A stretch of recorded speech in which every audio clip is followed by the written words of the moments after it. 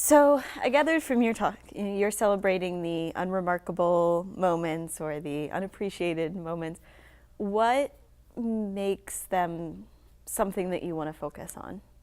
This was an exercise that I adapted from the poetry classroom, which is typically we take something unremarkable that's on us, and this could be like an item in our pockets, and I force them, to write. To actually generate material based on the ordinary stuff that we have on us.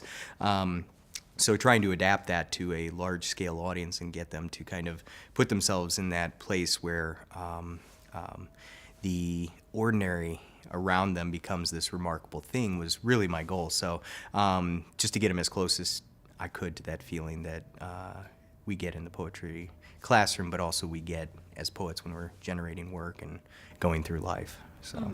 I'm gathering that you think it's important for people to focus on these things, but why is it important?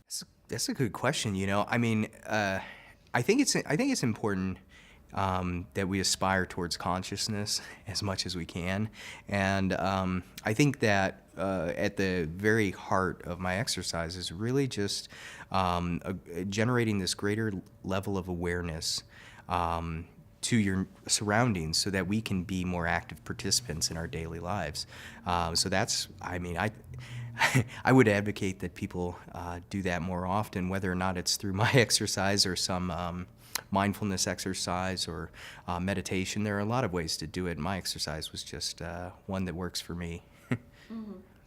Take me back to the first time you participated in an exercise like that. What was it like for you? Terrifying and hard, and I knew that was going to be the hard sell, getting up there with a lot of people who signed up. Well, presumably they signed up for a lot of different things, kind of a mixed bag. But the hardest part was putting myself into that vulnerable space. The second step of this, where you allow yourself to be open to the possibility that you could fail, you could do something wrong, you could suck at whatever it was, and I think that was the hardest part for me when I started, when I first did this exercise as a student, and then trying to put that in the context of a TED Talk was even harder, I should say. So that was probably the hardest moment. So, how about that process? It's more than just walking onto a stage and speaking. What might you want people to know about the process of getting chosen and figuring out what you're doing? Well, I auditioned kind of, I hate to say on a lark, but, I found out about it the day before the sign up to be selected to audition closed. And so it was just on a whim, I drafted 100 words that ended up becoming the backbone of this talk. And I went and performed a 3-minute thing that I drafted in 6 days and read completely off the script. And then over the course of 6 months, I think the thing that I would say is the most unique thing about TED Talk is that there's nothing else like it. There's no way to really prepare yourself for it other than to do one. And then to kind of, it's like somebody drops you in the middle of a labyrinth and you have to find your way out. I mean, that's kind of the equivalent of what this is like how to get to the next step and how to elicit the proper reactions and how to come off as genuine and passionate about the material, because ultimately what people are signing up for is that they want to see that you're passionate about whatever it is that you do, and that somehow that can be contagious to the people that are that have come to see this talk, that are coming with no expectations because they don't know what to expect, maybe, and then that within that short window of time that you can give them what they need in order to engage whatever it is that you're talking about. Very difficult.